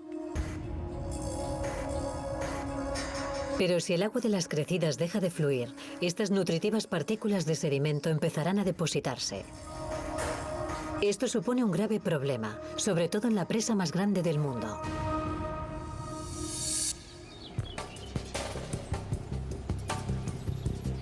Los preciados sedimentos del Yangtze estaban bloqueados por la presa y atrapados en las tranquilas aguas del embalse. Se hundían rápidamente en el fondo, donde se estaban empezando a acumular. El problema de la sedimentación del Yangtze era muy grave.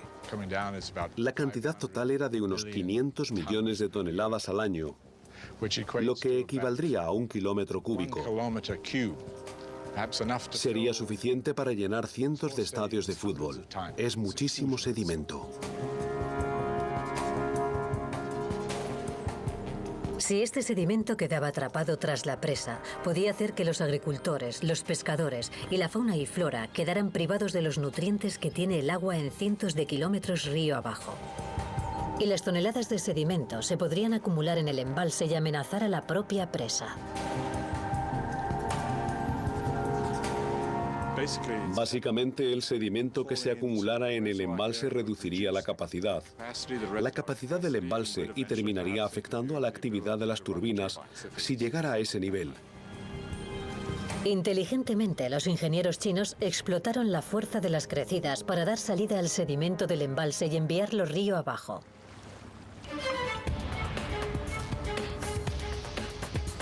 Instalaron compuertas en la parte inferior de la presa. Cada compuerta pesaba lo mismo que un autobús y necesitaba un potente motor hidráulico para levantarla.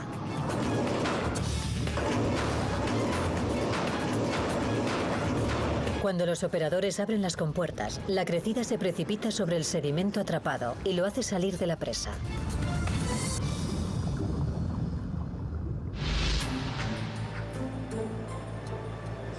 De esta manera, las autoridades chinas esperan que tengan que pasar por lo menos otros 100 años antes de que la montaña de sedimentos afecte a la producción de energía de la presa.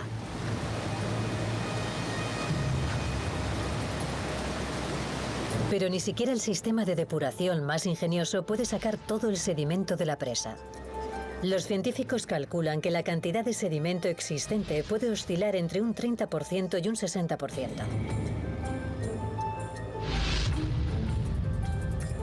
Pero las autoridades chinas creen que es un precio que merece la pena pagar. Están convencidas de que los beneficios que tiene la presa, como energía limpia y control de inundaciones, superan con creces sus desventajas.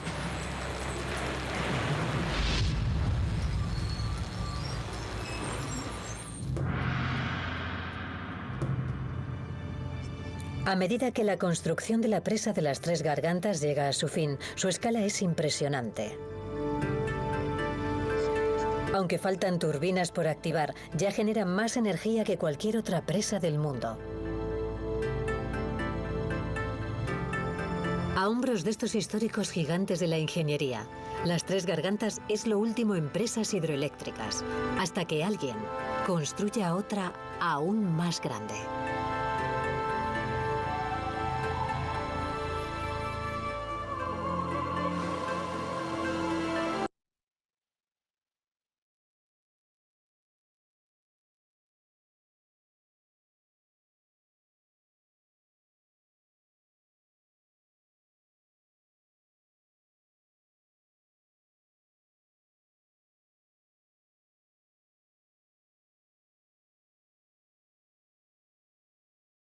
Bien, como vimos ahorita en el video, es impresionante. No sé qué les parece. Si quieren, comentamos para que ustedes puedan tener ya algunas conclusiones y que lo puedan escribir en una una hoja de Word y subirla, repito, a la tarea de la semana 3, que es un foro sobre la presa de las Tres Gargantas. ¿Qué les pareció? La verdad es bastante interesante, en especial por las cantidades de hormigón que se consume, ¿verdad? Sí, ahí mencionaron de la cantidad de metros cúbicos de concreto impresionante para poder hacer esa presa de 100 y pico de metros de alto, ¿verdad? A mí lo que me pareció impresionante es toda la logística que se tiene que emplear para construir una presa, porque como vieron, habían varios pasos que tenían que tomar en cuenta, desde el desvío del río a través de las atavías, ¿verdad? Y lógicamente eso se tiene que hacer dentro de la parte que tenga más roca en el suelo, donde sea un suelo bastante fuerte para poder sostener esa mole de construcción, ¿verdad? No sé, ¿alguien más?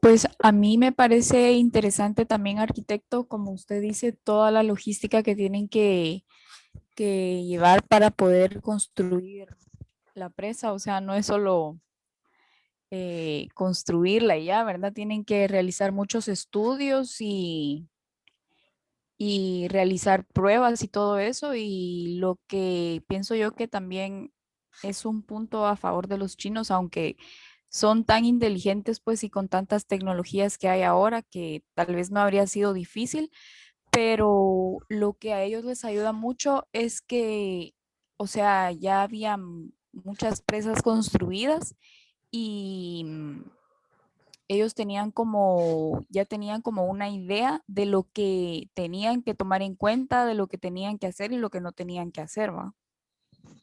Correcto, me parece buen punto, ¿verdad? Porque ya tenían antecedentes de varias presas que seguramente, así como lo vimos en el video, pues los tomaron en cuenta para poder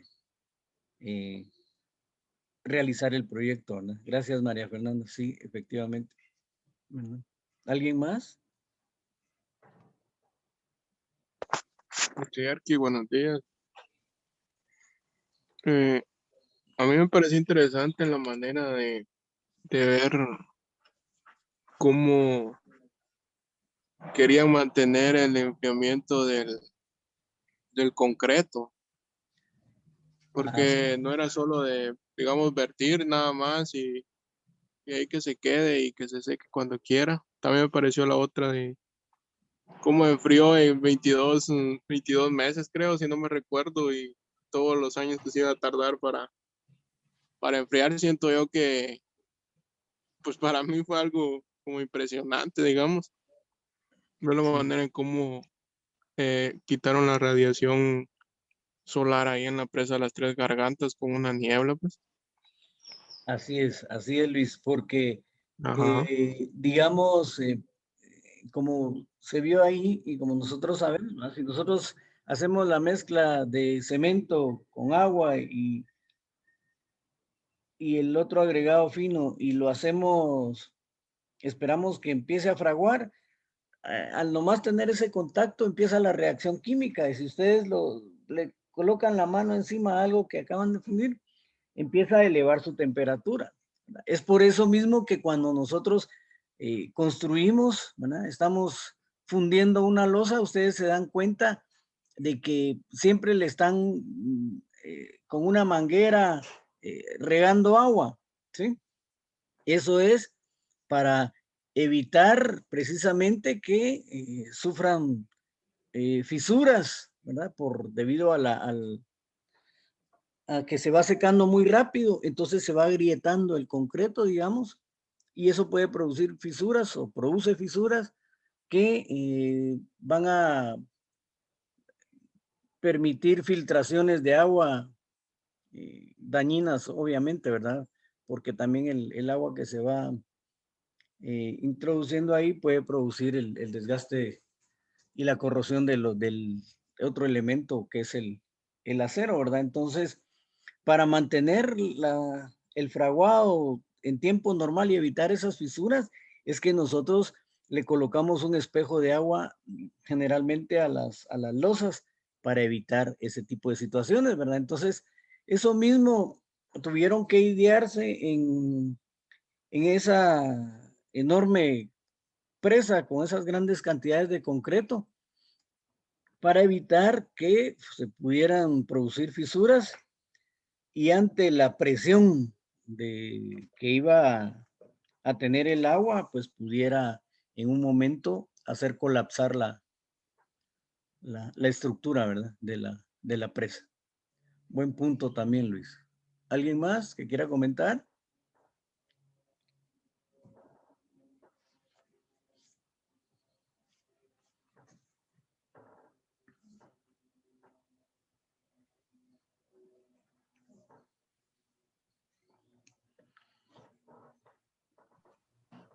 Buenos días, Arqui. Fíjese que a mí me pareció Sí, muy José. interesante desde el inicio del video, de cómo el señor le gustaba tener todo innovado en su casa para cuando llegaran sus visitas y todo. Y lo único que le hacía falta era lo de la electricidad. Y hasta logró ahí es su pequeño invento para poder generar su propia energía. También es algo muy interesante porque si se da cuenta, la mayoría lo hicieron con ayuda de ingenieros y así, y solamente él, con la ambición que siempre tuvo de emprender y todo eso, logró generar su propio abastecimiento de energía, ¿verdad? Y así es. Sí, seguro tenía algo también de conocimiento o seguramente leía mucho porque pues cómo conducir el agua desde el pequeño río que tenía a no sé qué distancia y luego llevarlo hasta su casa, creo que 1 kilómetro para poderlo. Fue algo impresionante definitivamente, ¿verdad? Entonces, todos esos pasos de la historia, lógicamente sirvieron y así es como se mantiene actualmente, ¿verdad? Porque la casa de máquinas, que es donde están los desvíos, están generalmente a cierta distancia de la presa, ¿verdad?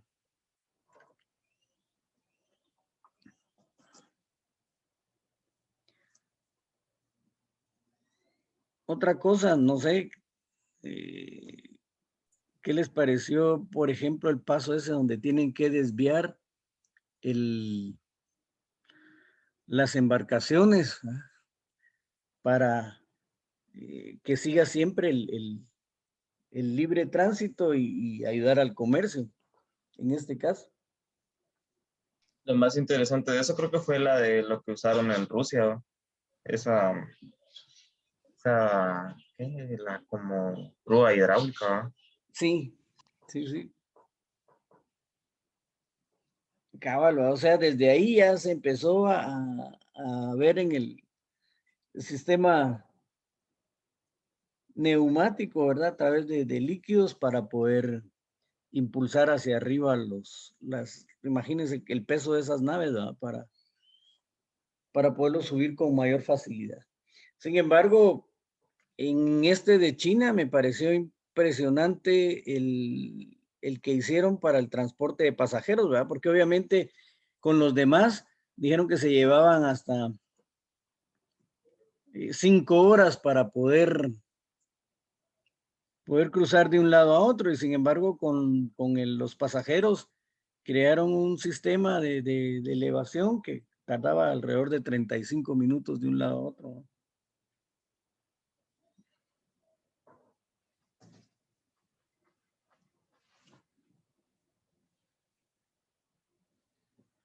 ¿Quién más quiere comentar algo?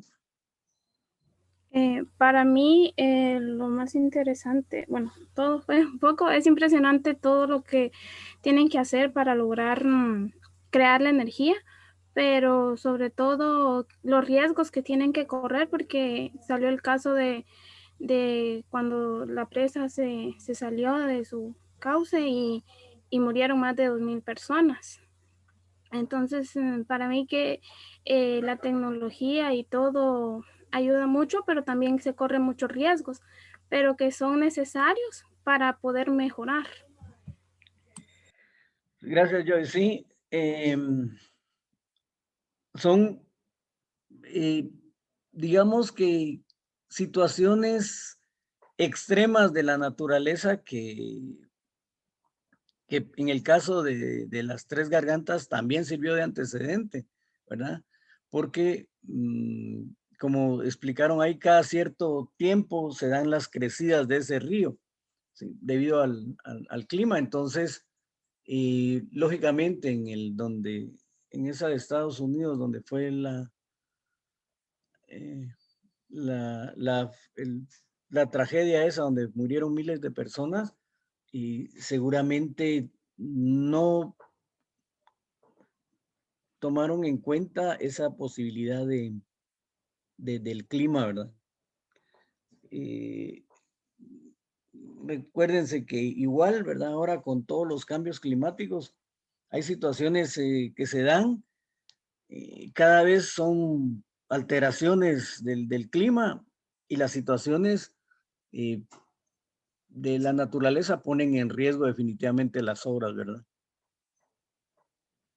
¿Alguien más que quiera comentar algo?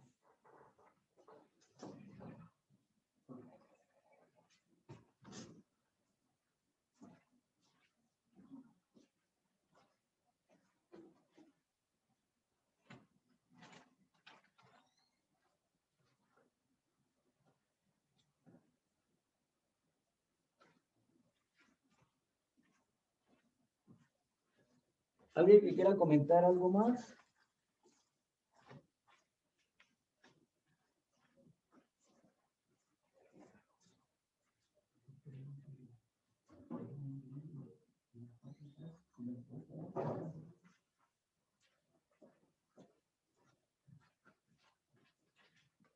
Bien, entonces, no sé si tienen algo más que comentar o dejamos ahí. Recuérdense que hay que saquen conclusiones de lo que vimos del video, ¿verdad? Impresionante la cantidad de concreto que mencionaron ustedes, y lo que dijo el ingeniero, ¿verdad? Que en un tubo de 1 metro de diámetro podría darle la vuelta al globo terráqueo, ¿verdad? Debido a la cantidad de concreto que utilizó.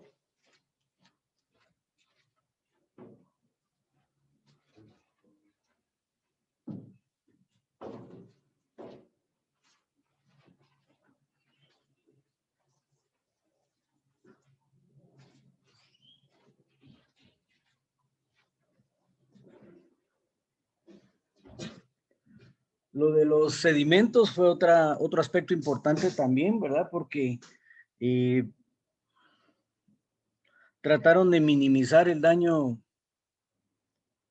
ecológico en cuanto a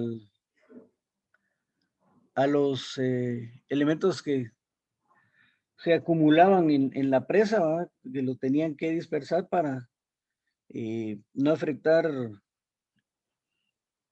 a los agricultores de la parte más abajo, digamos, de donde estaba la presa, ¿verdad? Y lo que ellos mencionaron, de que no iba a ser posible sacar todo ese sedimento, ¿verdad? Pero que pues valía la pena el esfuerzo, ¿verdad? El sacrificio ese para poder generar a más de la cantidad de millones de gentes que tiene el país de China, ¿verdad? Siempre en este tipo de obras siempre tiene que haber algún sacrificio, ¿verdad? Y se va a ver gente afectada, eso es innegable, ¿no? Y asociaciones que van a estar siempre en contra de, ¿no? Pero también el progreso no se puede detener. Hay que siempre hacer esfuerzos, ¿verdad?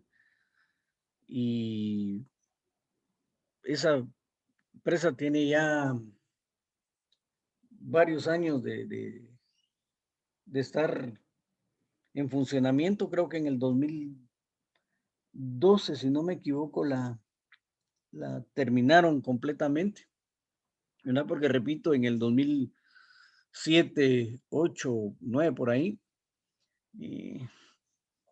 me recuerdo yo que fue cuando subió de precio el material acá, porque ellos compraron la producción mundial de acero, ¿verdad?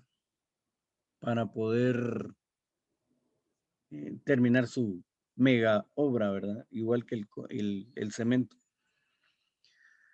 Entonces es impresionante, pero es la única manera de producir esa gran cantidad de energía de manera limpia, ¿verdad? Porque los otros pues sistemas generan contaminación, ¿verdad? A través del gas, el carbón o el petróleo. Emiten gases que contaminan y que producen más el efecto invernadero, ¿verdad?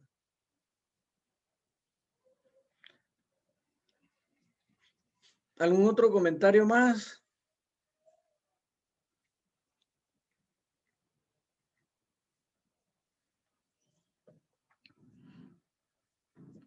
Estamos ahí, si quieren, entonces, si ahí estamos, en el tiempo que queda, elaboren ustedes sus propios conceptos. Ahorita que tenemos fresco lo del video, aprovechen de una vez a hacer las conclusiones de todo esto que hemos platicado, ¿verdad? Y ya lo tienen listo en una hoja Word para subirlo a la plataforma. Repito, ahí está la carpeta de la semana 3, donde dice foro de la presa de las Tres Gargantas, ¿de acuerdo? Está bien, arquitecto. Está bien, arquitecto. Gracias, jóvenes. Les deseo feliz fin de semana y nos vemos el otro sábado, ¿de acuerdo? Gracias, arquitecto. Gracias, Arqui. Feliz día. Feliz día. Feliz día, arquitecto. Cuidan. Feliz día, jóvenes.